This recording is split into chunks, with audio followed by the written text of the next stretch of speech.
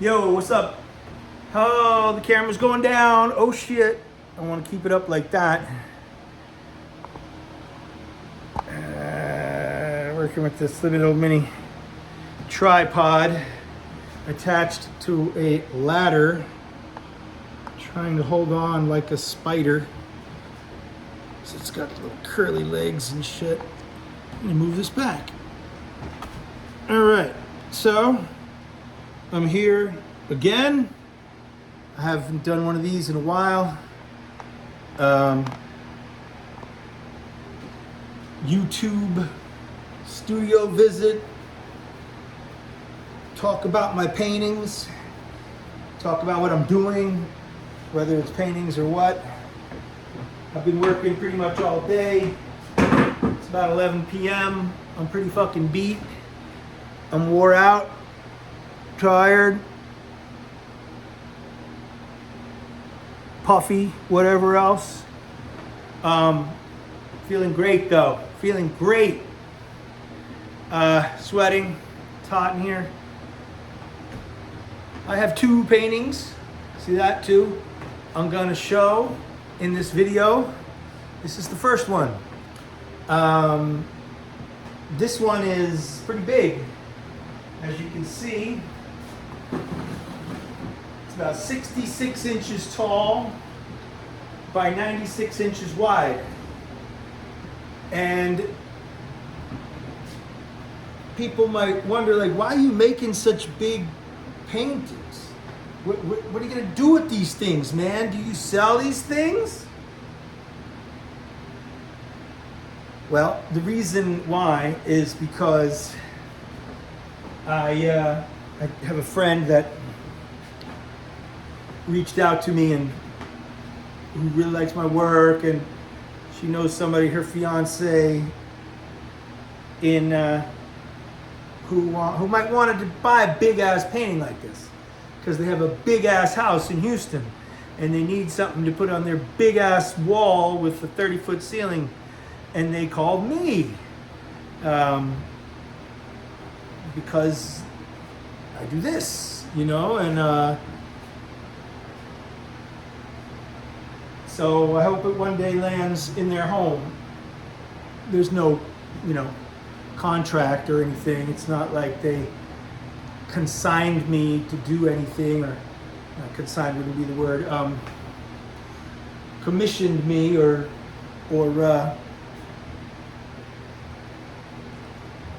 no guarantee. I started this painting and one that's even bigger, all just on the hope that they might buy one. Because they reached out to me, I didn't reach out to them. And also it's like, they don't end up buying it, I don't care, because I made this, and I don't know whether someone else will buy it.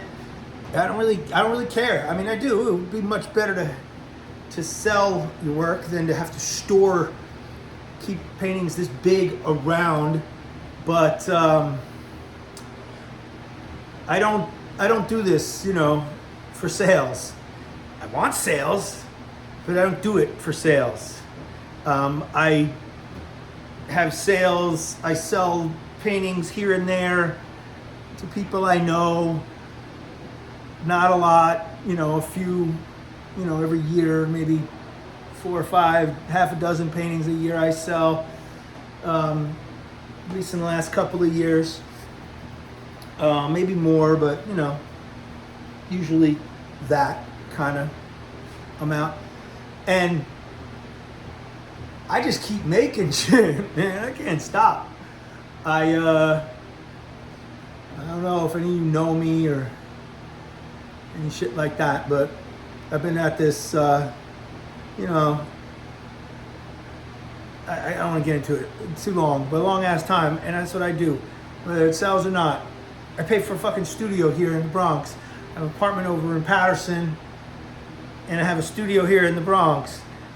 I don't have a gallery. I don't sell a lot of paintings. I don't make a ton of money.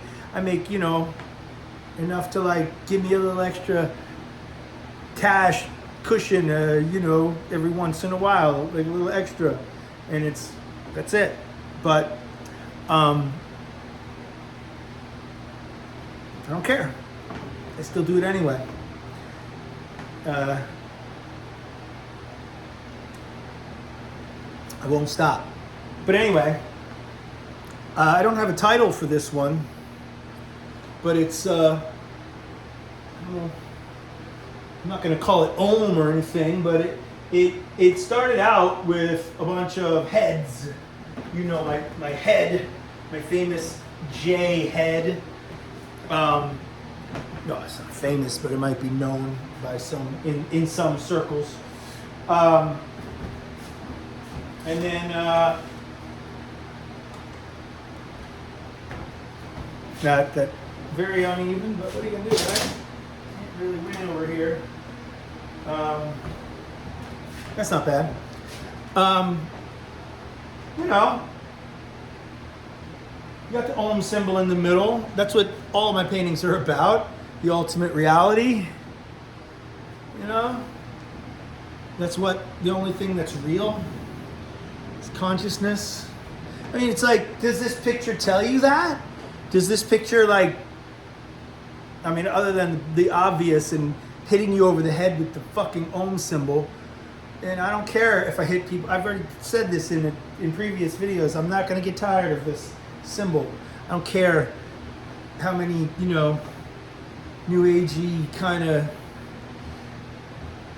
spiritualists, what have you, just, it'll never get redundant or played out to me. It's the most important symbol in the world. It represents everything. It represents consciousness, because consciousness is everything. And everything that you think is something is just within consciousness. That's what this painting's about. Anyway, that's what it's about. You know, it's about the ignorant, the struggle to dispel ignorance, to overcome ignorance, which is what I and just about everybody in the world is living under. I mean, there probably are some enlightened people out there, not many, but they're the ones that get it. They're the ones that see it every day, in every breath, in every being that they encounter. They know that there's only one reality, and everything that we see, smell, hear, taste, touch is within consciousness. It doesn't, you know, exist on its own, blah, blah, blah. I can say the same thing over. But, okay, so it's also got the Joni heads. The Joni heads are a symbol. To me, they represent basically me or any person. And that person is considered a jiva, a sentient being. And the jiva lives in ignorance. The jiva wants to understand. The jiva may understand. The jiva may understand it philosophically, intellectually, conceptually, however you want to say it, but they're not there. Like, I'm not there. Nobody I have encountered is there, because from what I hear, if you are around an enlightened person, you feel it. I mean, unless you're completely closed to any kind of spiritual, outlook, you feel a sense of peace from enlightened people. You could just be sitting in the same room with them, not even interacting, and you'll feel it. This is what many swamis, people who have been around people that they considered enlightened, or many of the monks, within the Advaita Vedanta order, the Ramakrishna order,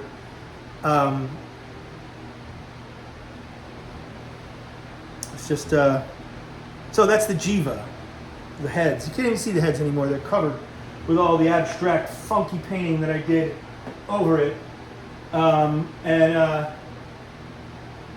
So that's what it is, man. It's a struggle for realization. That's what all my work is, because that's what I'm doing in life, and I'm not really doing very well at it. Well, let's just say I'm not making progress. I'm not really trying very hard, or I'm not trying nearly hard enough.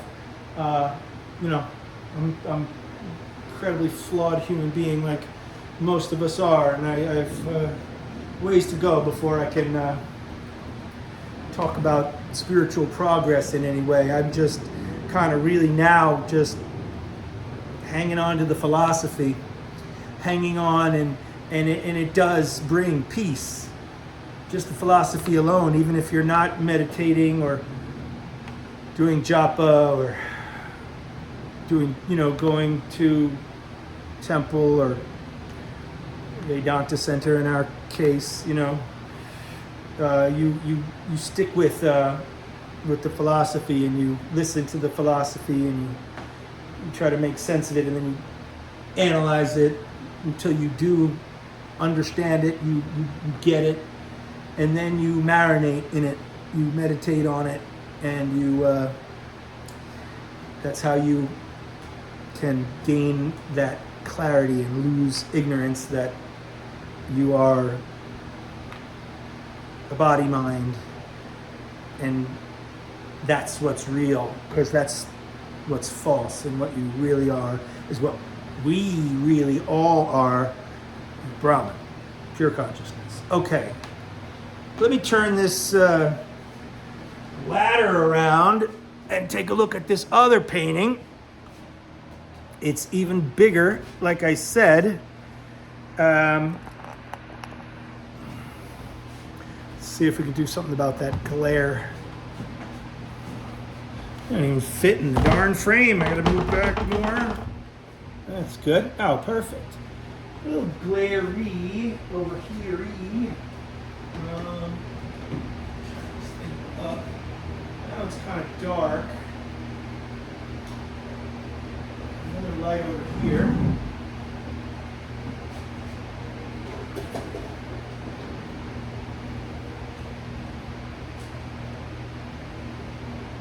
That's probably going to cause crazy reflection. Not so bad. Up in there's a little brightness. Maybe I can adjust it. Yeah, that might work. It's a little better. It's still a little glary.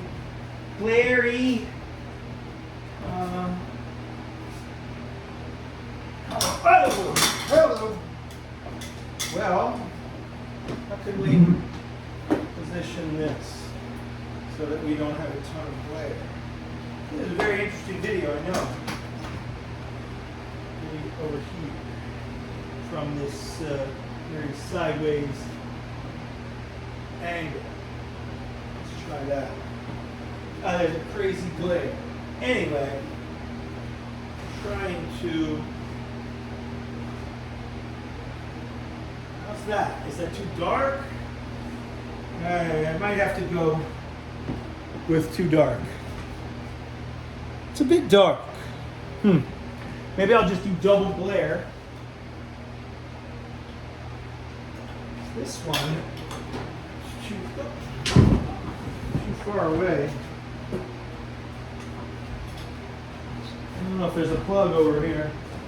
Is there one over here?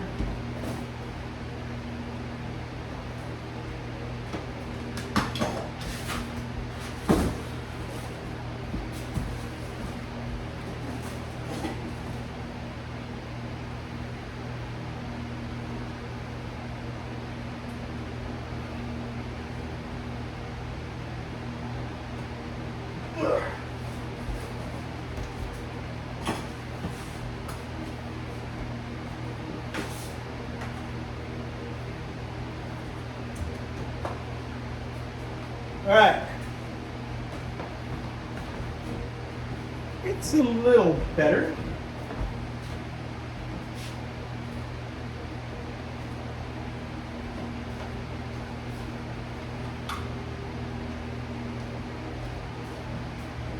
Well, I'm losing this battle, and the video is 15 minutes long now.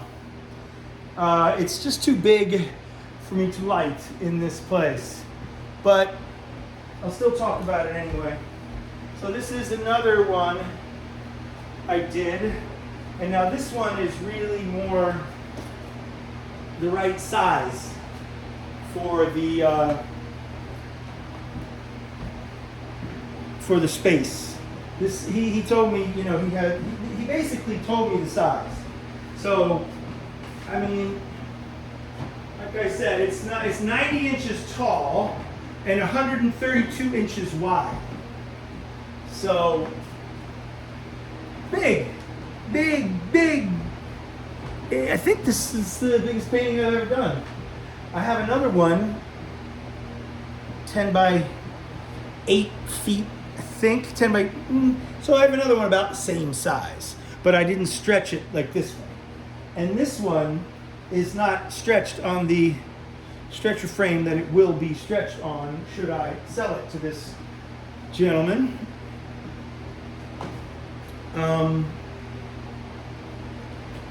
So this one has a little bit more subject or things to talk about other than the big picture of Brahman and ultimate reality. This one has these 3 heads, which I stenciled. I mean, I love stenciling. The other painting was the same. Stencils, spray paint, direct spray paint, and then oil paint, some enamel paint. It's fun. It's mixed media paint, mixed media painting. Use 3 different kinds of paint. And so here we have 3 heads, triple header, and you see the lettering in them, and the lettering is Sattva, Rajas, and Tamas. So these are the 3 gunas for anybody that's familiar with Indian philosophy or religion.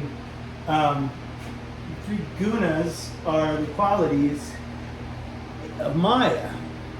Maya is this appearance. And everybody has some of all 3 gunas. You would like to be mostly sattvic, because that is like righteous, sattvic, like yogis eat sattvic food, vegetarian, non-harming food, because they believe in karma. And, you know, so you practice sattva is basically sadhana, religious practice, spiritual practice. That's sattvic. You know, even like karma yoga, doing acts for the benefit of others with no expectation of anything in return. That is another sattvic, you know, kind of way of living, or sattvic activity, part of your whole living. And there's like some story, an interesting story about a mango tree. And the sattvic person comes walking through the forest, and he comes upon the mango tree, and he is hungry. He needs something to eat, so he eats a mango or 2 mangoes or whatever, how many mangoes he needs to eat, and then he plants the seed in the ground so that more trees may come up. And he goes along his way. And then the Rajastic, next comes a Rajastic person. Rajastic is like, Rajas is ambition. It's like most people in America or whatever country, you know, it's the active, the achievement. They're goal oriented. They want to succeed and to accomplish and to provide, you know, family and have a family. Just anything like enterprising, like doing something. It's not spiritual activity, that you can be Rajastic in your approach to spiritual activity, and there's nothing wrong with that. See, that's why we say there's 3 parts, and everybody has the 3 parts. So a Rajastic person is a businessman or a businesswoman, and they want to go out and make money. They're going to do it ethically, you know. They're not going to steal and displace other people from their homes and take their homes. They're not going to do anything like that.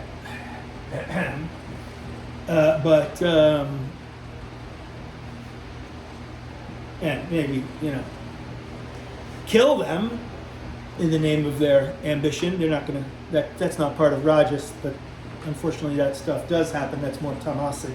We'll get to that in a minute. Even though it's ambitious, its end result is very, very negative.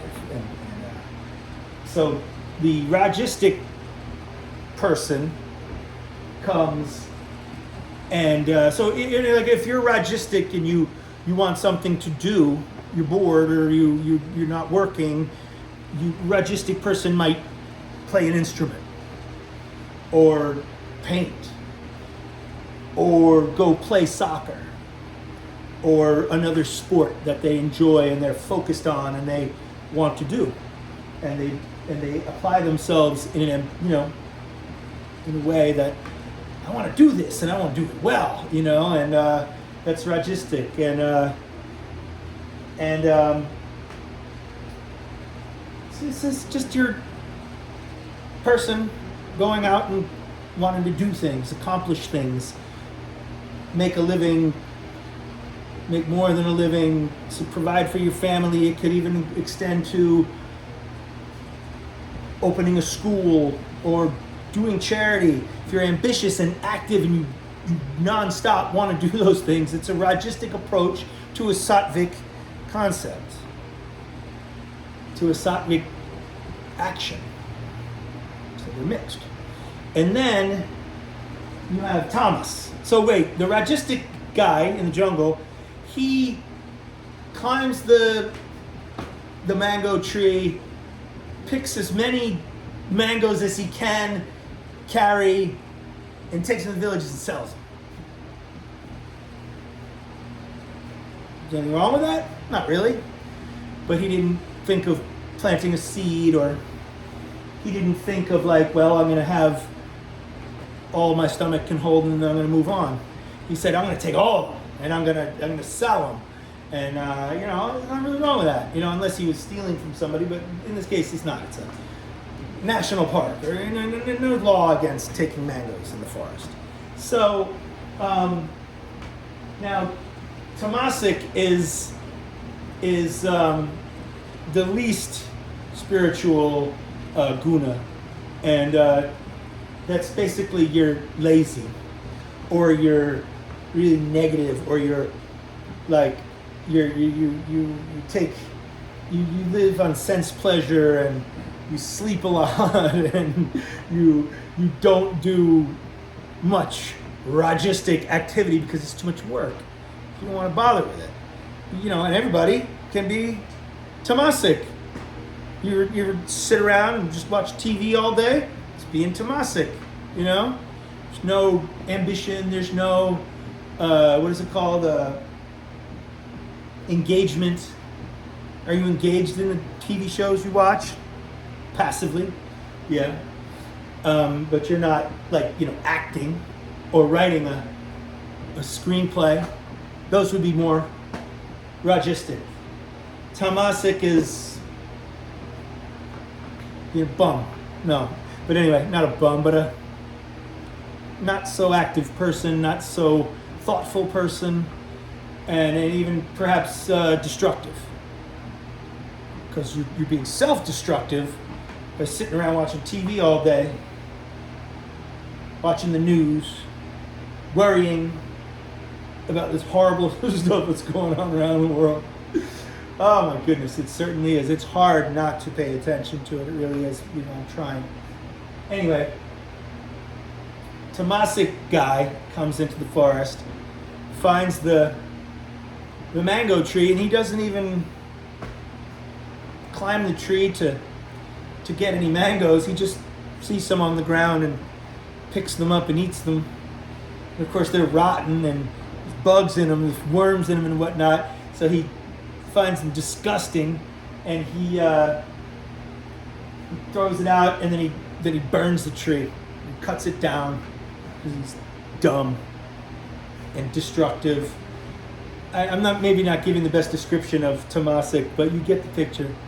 So those are the 3 gunas. I have the 3 gunas in my painting, spelled out for you. You know why? That's great.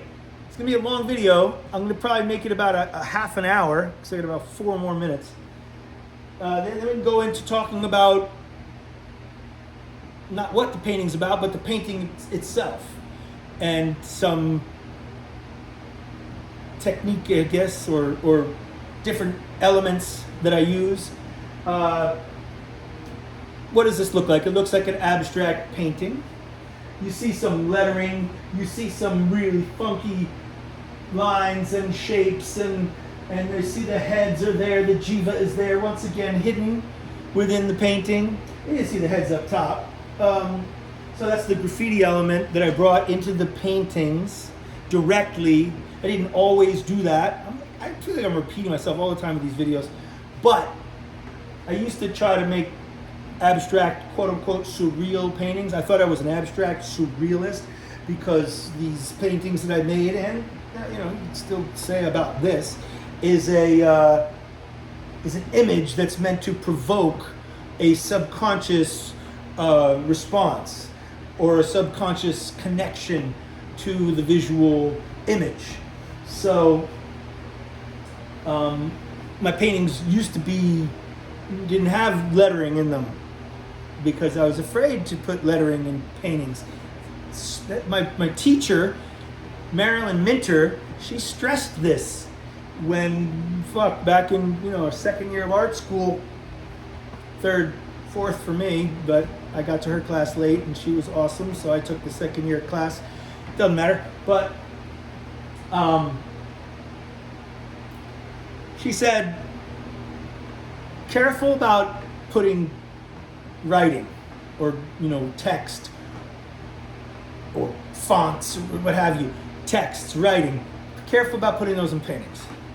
You really got to know what you're doing, because if you don't, you got who was that? She was a big fan of Barbara Kruger, obviously, Chris Wool and Ed Ruscha, and not so much Ed Ruscha, but even like a Basquiat or even Herring, or people, lots of people write shit in I think Cy Twombly did writing and so whoever. It just can seem like you're being too obvious. You're telling the viewer what your art is about. So you got to be pretty clever to use words in your artwork. However, I'm okay with it now because my artwork, my letters are graffiti, and they're going to say something, just like Sattva, Rajas, and Tamas, but they're also going to look kind of cool because I do them in graffiti. So it's not just graffiti like any random 4 letters of the alphabet put together to make a tag that look cool because the artist made them into a shape and they have dynamic flow and all the great things graffiti has. It's not just that, it's both.